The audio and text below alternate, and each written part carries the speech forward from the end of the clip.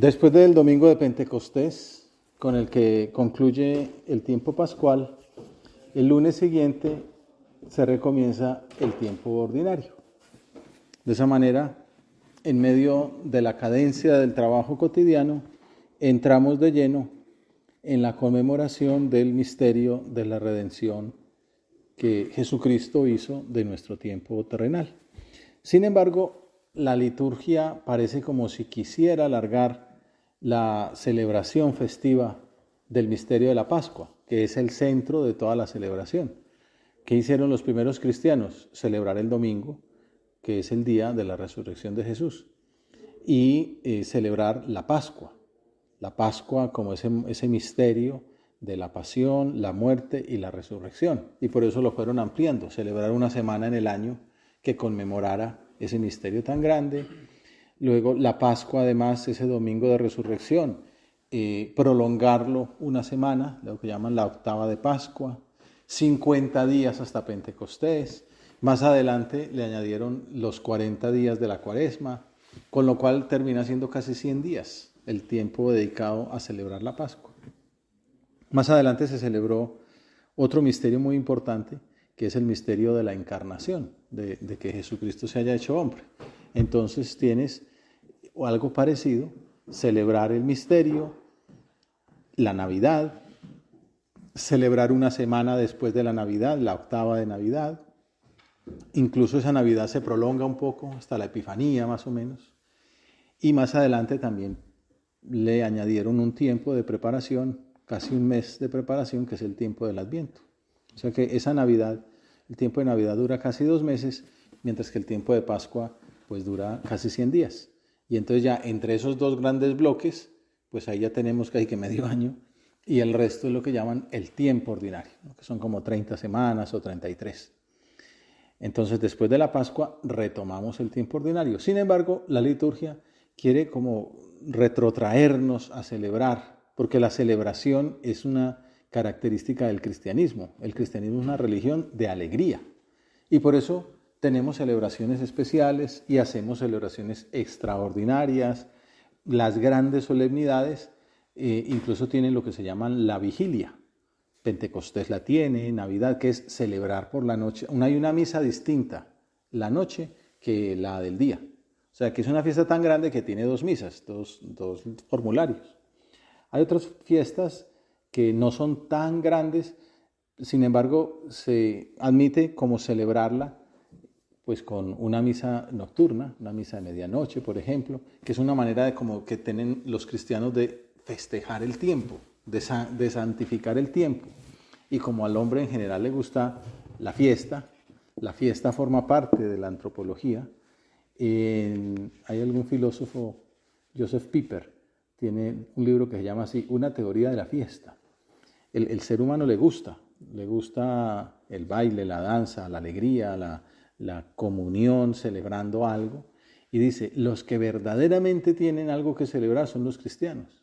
Celebrar que Dios se hizo hombre, celebrar que Dios lo santificó, lo redimió, celebrar que Dios venció la muerte, liberó el pecado, y por eso nosotros nos inventamos fiestas, pues celebramos los grandes misterios que tiene el cristianismo. Y por eso en este momento vamos a conmemorar una de las grandes solemnidades que nos ayudan a poner los ojos en los misterios centrales de nuestra fe y nuestra vida cristianas. Esta que vamos a conmemorar hoy es la Santísima Trinidad. Hemos celebrado que Jesucristo murió, resucitó. Hemos celebrado que Jesucristo subió a los cielos, a la derecha del Padre. Hemos celebrado en Pentecostés que Jesucristo envió al Espíritu Santo. Y ahora, como para ayudarnos también en la catequesis, a los jóvenes que van creciendo, pero también a los adultos, a centrarnos en los misterios principales de nuestra fe, celebramos ahora el misterio de la Santísima Trinidad. Que en Dios hay 3 personas distintas y un solo Dios verdadero. Hay gente que estos misterios no lo ven tan fácil. Esto que acabo de decir yo es como que le enseñan a uno en la catequesis de primera comunión. ¿Qué es Dios? Pues Dios es el único Dios verdadero, que es un solo Dios, pero tiene tres personas. Tres personas distintas, un solo Dios verdadero. ¿Y cuáles son las tres personas distintas que están en Dios? El Padre, el Hijo y el Espíritu Santo. Pero eso que acabamos de decir aquí tan fácil, hay gente que no lo sabe, o que no le llega, o que no lo entiende, no distinguen entre Cristo y Jesucristo, o entre Jesucristo y el Mesías, o en Jesucristo y el Padre. El Espíritu Santo es el gran desconocido. Entonces, por eso la Iglesia también quiere ayudarnos a centrarnos en ese misterio. Más adelante, el siguiente fin de semana, celebramos el Santísimo Cuerpo y la Sangre de Cristo, como para ayudarnos a entender que Jesucristo subió a los cielos, como celebramos en la fiesta de la Ascensión, pero se quedó en la tierra, se quedó en el sagrario. Y por eso a ese sagrario le damos tanta adoración. Así como insistimos tanto pues ante los cristianos que no son católicos, para que entiendan que nosotros no adoramos a los santos, no adoramos a la Virgen, a lo único que adoramos es a Dios. También los veneramos a los santos y a la Virgen la veneramos de un modo muy especial, pero al único que adoramos es a Dios. Y ese Dios está presente en la Eucaristía. Y por eso ayer alguien iba a apagar la vela del sagrario. Y no, esa no se apaga, porque esa indica que ahí está Dios, la luz del mundo. Y por eso se tiene ese velo, ese conopeo que va cambiando con los distintos colores. Esta mañana lo teníamos de rojo para celebrar San Bernabé, ahora lo tenemos de blanco, y si alguno es más detallista se dará cuenta que es un velo más especial, más elegante, y que los ornamentos que va a vestir el sacerdote en la misa son también más especiales, son de solemnidad. Esta mañana uno preguntaba, ¿por qué no habíamos dicho el Gloria ni el Credo en la misa? Porque era tiempo ordinario, días de entre semana del tiempo ordinario, no sé. Hoy que teníamos a San Bernabé, rezamos el Gloria. Y ahora que celebremos la Santísima Trinidad, celebraremos Gloria y Credo. Y entonces, además de la Santísima Trinidad, celebramos el Corpus Christi, la realidad de que Jesús esté presente ahí en la Eucaristía.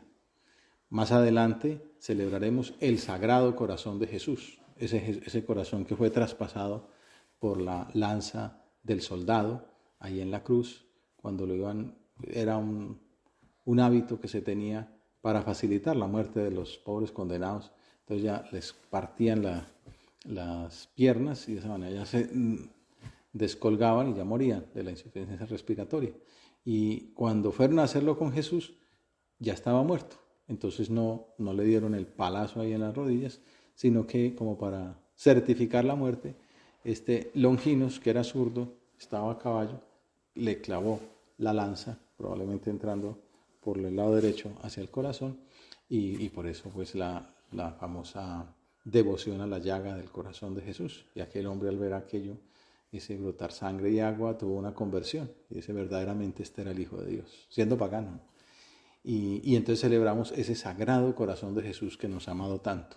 Y al terminar el año, ya nos vamos, ahí sí, el resto de semanas del tiempo ordinario, ahora estamos en 10, o sea, nos quedan 20 semanas, 5 meses. Al finalizar el último domingo del tiempo ordinario, ¿cuál fiesta se celebra? Cristo Rey, nuestro Señor Jesucristo, Rey del universo. Esas son las grandes solemnidades del Señor. Entonces, ahora consideramos la primera gran verdad de nuestra fe, la Santísima Trinidad. El Catecismo de la Iglesia explica que es el misterio de Dios en sí mismo. Claro, los hombres siempre han buscado a Dios, lo veíamos la vez pasada, es un tema muy bonito de estudio, la historia y la filosofía de las religiones, que todos van buscando esa ansia que tienen en el corazón de verdad, de fe, de amor, y van como reconociendo que tiene que haber algo más que explique el origen de todas estas grandezas que hay en el universo. Y bueno, en ese buscar a tientas, Dios se ha acercado con la revelación y le mostró a Moisés, pues en concreto, lo que está escrito en el Génesis, que son una recopilación de tradiciones de la religión judía, pero que también está en diálogo con otros pueblos. Y una cosa bonita es que muchas de esas tradiciones son como, se repiten en casi todas las culturas, porque hay una verdad primigenia, ¿no?, que es la que está ahí en el Génesis. Pero llegar a que Dios existe lo han hecho muchas personas, los filósofos buscándolo a Dios. Santo Tomás hace la sistematización de las principales pruebas de la existencia de Dios en las famosas 5 vías de Santo Tomás, que no sean de él, sino que él las organiza. Casi todas son aristotélicas y una es más de Platón.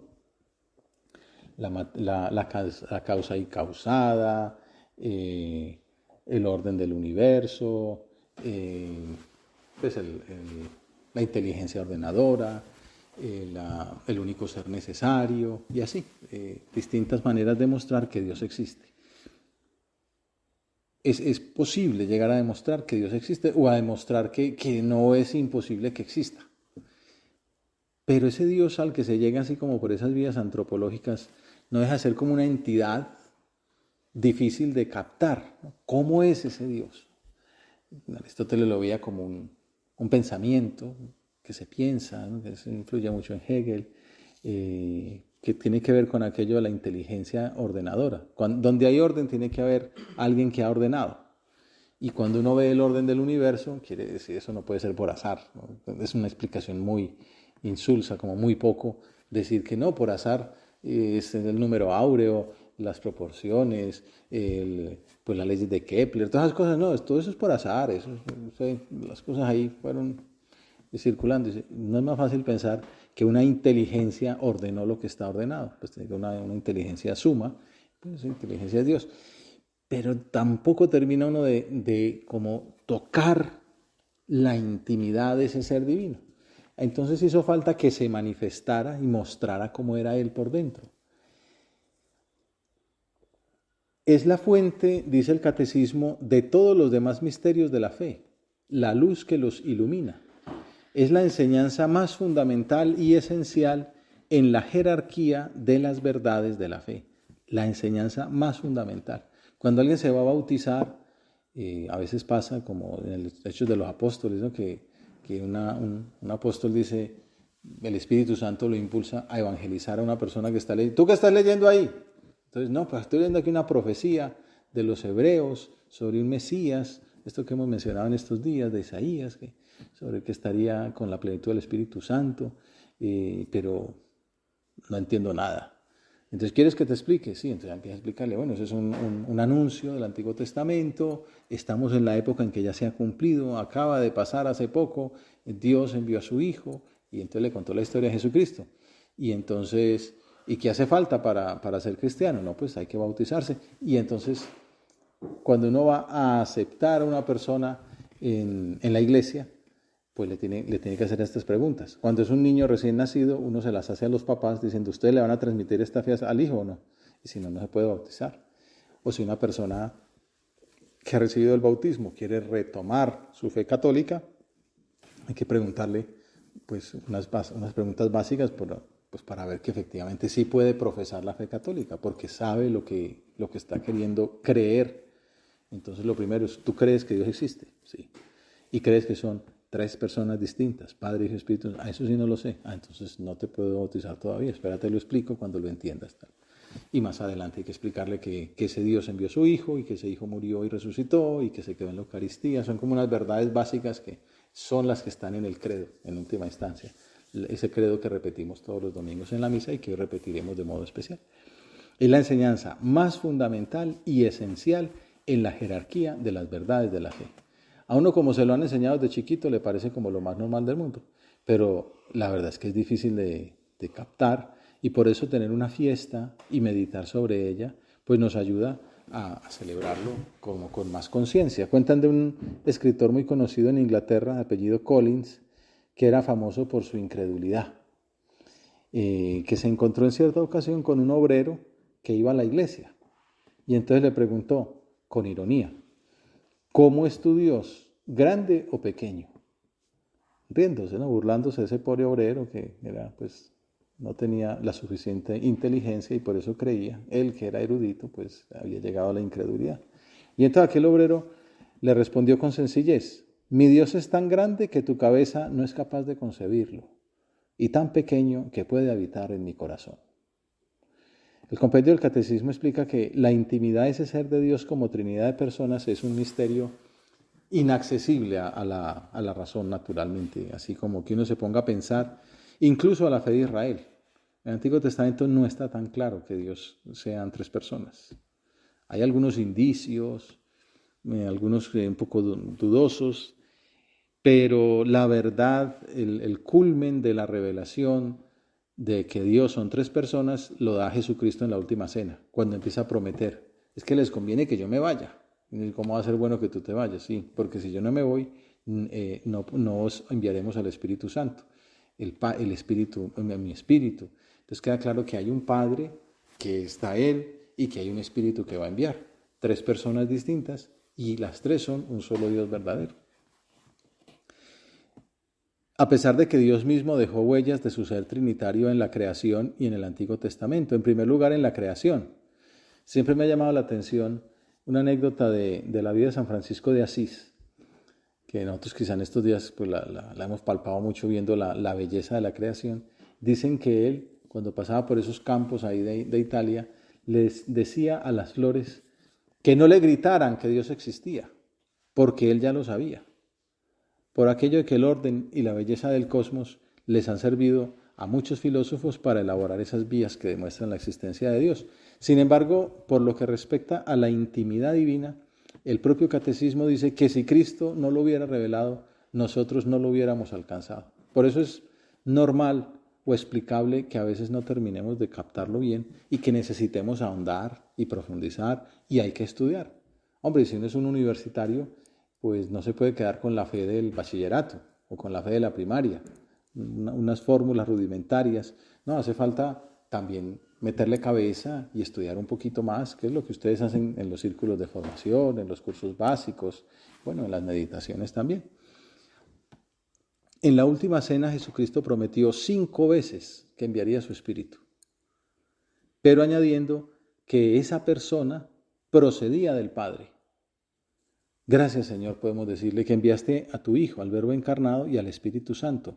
Si no, estaríamos como esa famosa anécdota de San Agustín. Quizá ustedes la han escuchado, que estaba una vez en la playa y pues con esa belleza del mar y las arenas ahí de la playa y veía un niño jugando. Siempre en las playas hay niños jugando, pues generalmente con los castillitos de arena, etc.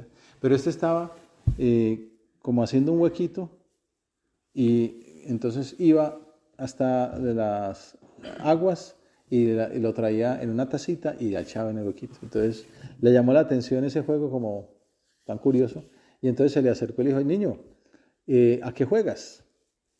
Y entonces le dijo el niño, pues estoy tratando de meter en este huequito toda la arena, toda el agua del mar. Entonces San Agustín se rió, ¿no? Entonces eso es imposible. Y entonces le dijo, bueno, es tan imposible que toda el agua del mar quepa en este huequito como que la inmensidad de Dios quepa en tu cabeza. Entonces, eso es una anécdota que cuenta San Agustín, como mostrando efectivamente que Dios es tan grande, como pasaba en la anécdota de Collins, como decía el obrero, tan grande que no cabe en tu cabeza. San José María lo decía, a veces, y él era teólogo, y le gustaba estudiar, y hasta el final de su vida repasaba tratados de teología. Incluso los últimos fueron sobre de uno y trino. A él le gustaba mucho esta materia. Esta materia es gruesa. Esto que estoy meditando aquí en media hora es un curso de 6 créditos, pues, porque el libro es de 600 páginas. Dios, uno y trino, porque hay que estudiar al Padre, hay que estudiar al Hijo, hay que estudiar al Espíritu Santo y luego cada uno todos juntos. Y entonces decía, pero a veces me quedo pues lelo o no termino de llegar. Y entonces voy a la oración y le digo, Señor, pues gracias, porque si te entendiera plenamente, pues es que serías muy pequeño. Por eso también era como uno de los motivos que le estimulaban a llegar al cielo. ¿Cómo será cuando uno llegue al cielo y vea esa belleza, esa inmensidad y ese amor de Dios, Padre, Hijo y Espíritu Santo? Por lo que respecta a las huellas del ser trinitario en el Antiguo Testamento, hay varias en la liturgia. Por ejemplo, en los Proverbios se habla de la sabiduría. Dice que existía antes de la creación del mundo. O sea, habla de un Dios creador y junto al Dios creador la sabiduría. Entonces, esa sabiduría es Jesucristo, es el Hijo. El Señor me creó al principio de sus tareas, al comienzo de sus obras antiquísimas. En un tiempo remoto fui formada antes de que la tierra existiera. Y yo estaba junto a él como arquitecto y día tras día lo alegraba, todo el tiempo jugaba en su presencia, jugaba con la bola de la tierra y mis delicias están con los hijos de los hombres. Ahí se ve como que se puede ser Jesús, puede ser el Verbo que está junto al Padre, antes de la creación del mundo. También lo vemos en el libro del Éxodo, cuando pues estos hombres se tienen que enfrentar a un politeísmo rampante.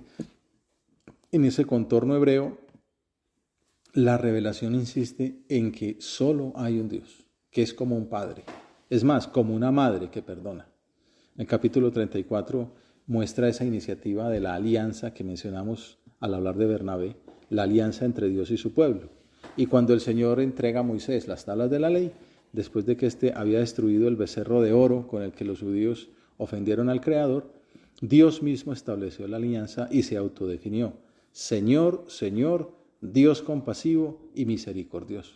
De esa manera reveló el corazón maternal de Dios ya en el Antiguo Testamento. El Papa Francisco es muy famoso porque habla de la misericordia divina. Lo hemos mencionado al hablar del Hijo Pródigo, pues hemos todos experimentado la maravilla de la confesión, de la reconciliación con Dios, todas las veces que haga falta. Ese leitmotiv de Francisco. Dios no se cansa de perdonar. Somos nosotros los que nos cansamos de pedir perdón. Pero eso no es de Jesucristo solamente. Eso no es de Juan 20:23, cuando al darles el Espíritu Santo los apóstoles les dice: lo que ustedes perdonen en la tierra queda perdonado en el cielo. Eso ya estaba dicho desde el Éxodo. Cuando en tiempos de Moisés, Dios habla y se autodefine: Dios compasivo y misericordioso. Por eso el Papa Francisco insiste mucho en esto, porque es como esencial en Dios. Y es una de esas características que el hecho de que se haya manifestado, que nos haya creado, que estemos aquí, también es una muestra de ese amor tan grande que nos tiene. Y ni se diga, pues, que todas las veces que uno la embarra, el Señor está ahí para perdonarnos. Obviamente no vamos a abusar, pero es muy bonito saber que no estamos solos y que Él es un Padre que nos perdona, un hermano que nos da ejemplo y un Espíritu que nos santifica. Pues bueno, ese pueblo hebreo fue privilegiado entre todas las naciones con esta revelación. Por eso el Señor les exigía fidelidad y les prohibía la idolatría. En esa época todo el mundo tenía diosesitos y tenían pues en las ventanitas idolillos: el ídolo de la lluvia, el ídolo del sol, el ídolo de las cosechas, bueno, el ídolo del dinero, el ídolo de la fertilidad, el ídolo de la inmortalidad. Y entonces era muy común que también hubiera el Dios desconocido por si a uno le quedaba, se le olvidaba algo y qué tal que se pusiera bravo, y entonces también ahí lo ponían, ¿no? Y Dios les pide a los hebreos que nada de idolillos, que confíen solo en Él. Y ahí es donde viene aquello de no tener representaciones, para no idolatrar pues cosas humanas, que es lo que Moisés se queda un mes largo en el monte y cuando viene ya habían hecho un becerro de oro, que es una de esas representaciones de la divinidad, pues paganas, y por eso Dios le pide que castigue a esos pues idólatras. Y el pueblo hebreo era como una preparación que Dios iba haciendo de un pueblo para que estuvieran dispuestos a entender que Dios se podía hacer hombre, porque Dios era un padre y iba a enviar a su Hijo. Esas son algunas de las huellas de la Trinidad en el Antiguo Testamento. Otros autores lo ven en la visita de los ángeles a Abraham. ¿Se acuerdan del famoso icono de Rublev, que aparecen 3 ángeles comiendo pues el banquete que les prepara Abraham? Entonces, esos 3 ángeles que vienen de parte de Dios, pues algunos ven que son una representación misteriosa. En realidad no son ángeles, sino que son el mismo Dios. El Rublev, que es un ruso, cuando lo representa, estos iconos son muy llenos de misterio y de mucha espiritualidad. Ellos se ponen en ayuno antes de pintarlos. Saben qué hay en el plato, qué van a comer. Esos 3 ángeles, ¿qué les prepara Abraham? Bueno, ¿qué aparece en el icono? Un cordero. Como diciendo, bueno, ese cordero del Antiguo Testamento, que es una figura del Cordero de Dios, que será Jesucristo cuando venga a la tierra, que es ese Jesucristo crucificado, es el Cordero Pascual que nos libera verdaderamente. Pero ni con la sola razón, ni con las historias del Antiguo Testamento que hemos contemplado, hubiera sido posible acceder a la intimidad del ser de Dios como Trinidad. nos pasaría lo que le sucedió al Islam, que varios siglos después de Cristo creyó que se trataba de 3 dioses, el Padre, Jesús y María, con todo el respeto pues para los musulmanes, pero imagínense, eso es lo que terminaban diciendo algunos que era la Trinidad. Por eso ahorita en la misa, en unos minutos, vamos a celebrar esta fiesta tan grande, viendo otras manifestaciones de la revelación ya en el Nuevo Testamento. Por ejemplo, San Pablo, cuando le escribe a los romanos, dice una especial relación con cada persona divina. Estamos en paz con Dios, Padre, por medio de nuestro Señor Jesucristo. Y una frase que es bellísima. El amor de Dios ha sido derramado en nuestros corazones por el Espíritu Santo que se nos ha dado. Padre, Hijo, Espíritu Santo. Bueno, Jesucristo dice ir y bautizar en el nombre del Padre y del Hijo y del Espíritu Santo. El mismo apóstol concluye la segunda carta a los Corintios con una bendición trinitaria que es al mismo tiempo una petición que utilizamos también mucho en la misa. La gracia del Señor Jesucristo y el amor de Dios y la comunión del Espíritu Santo estén con todos ustedes. Es un testimonio tan claro que la liturgia lo utiliza como una de las maneras de comenzar la Eucaristía. Tomás de Aquino lo comenta así: la gracia de Cristo por la que somos justificados y salvados, el amor del Padre por el que somos unidos a Él y la comunión del Espíritu Santo que nos distribuye los dones divinos. La otra manifestación en el Nuevo Testamento que presenta la liturgia está en el encuentro de Jesús con Nicodemo, que es otro pasaje bellísimo de la vida de Jesús, y más ahora en estas representaciones que están haciendo en el cine de Chosen, cuando muestran a ese Nicodemo hablando con Jesús como a escondidas por la noche, buscando que se le manifieste. El Señor le dice: tanto amó Dios al mundo que entregó a su Hijo unigénito, para que todo el que cree en Él no perezca, sino que tenga la vida eterna. Porque Dios no envió al Hijo para juzgar al mundo, sino para que el mundo se salve por Él.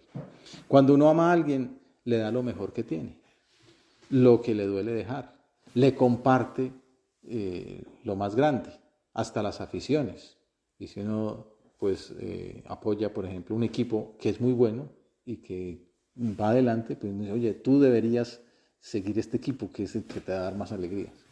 O este cantante, o este autor de novelas, o este director de cine.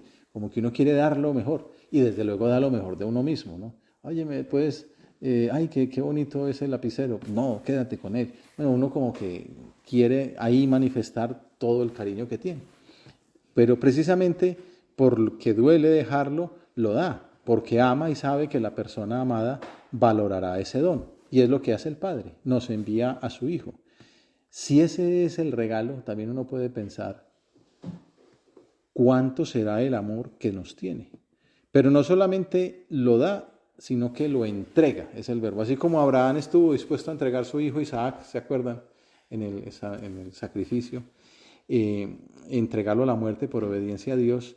De la misma forma, el Padre entregó al Hijo unigénito a la muerte en la cruz, como le dice Jesús a Nicodemo, para que el mundo se salve por él. ¿Cuál es la diferencia entre el sacrificio de Abraham, que se ve así? Ese sacrificio de Abraham es una imagen del sacrificio del Padre, porque de hecho, ¿qué hace Abraham? Sube a un monte con su hijo Isaac. ¿Y qué lleva Isaac en el hombro? La madera con la que va a ser inmolado. Entonces ese Isaac es una figura de Cristo y Abraham es una figura del Padre. ¿Cuál es la diferencia entre el sacrificio del Hijo que quiere ofrecer Abraham y el sacrificio del Hijo que ofrece el Padre eterno? ¿Qué se les ocurre? Que el de Abraham fue una ofrenda, pero que no se ejecutó. Dios la perdonó. No hace falta, dice el ángel, no hace falta que lo hagas, era simplemente para probar tu obediencia. En cambio, el Padre al Hijo, a Jesucristo, sí lo sacrifica. Pues lo que vemos ahí en ese crucifijo, con esas llagas, entrega a su Hijo a la muerte en la cruz para que el mundo se salve por medio de él. Y es lo que le agradecemos al Señor. Y ya pues nos vamos a la misa. El Padre entrega al Hijo para que nosotros comulguemos. Es otra manera también de decirlo. Para perdonarnos los pecados y para poder celebrar por todo lo alto, con todo acto, que Dios nos ame tanto. Bueno, pues acabemos, podríamos decir muchas otras ideas pero pues ya se nos acabó el tiempo de nuestra meditación. Podemos terminar con un consejo de San José María, que dice en Forja: aprende a alabar al Padre y al Hijo y al Espíritu Santo. Aprende a tener una especial devoción a la Santísima Trinidad. De esto hablaremos en la homilía. Creo en Dios Padre, creo en Dios Hijo, creo en Dios Espíritu Santo. Espero en Dios Padre, espero en Dios Hijo, espero en Dios Espíritu Santo. Son como ritornelos, como jaculatorias que podemos repetir. Amo a Dios Padre, amo a Dios Hijo, amo a Dios Espíritu Santo. Creo, espero y amo a la Trinidad Beatísima. Hace falta esta devoción como un ejercicio sobrenatural del alma que se traduce en actos del corazón, aunque no siempre se vierta en palabras. Acudimos a la Virgen Santísima para que ella sea nuestro modelo de amor a Dios, que interceda ante la Trinidad Santísima, que es su Padre, su Esposo y su Hijo, y que también nosotros profesemos la fe verdadera, conozcamos la gloria de la Eterna Trinidad y adoremos su todopoderosa unidad.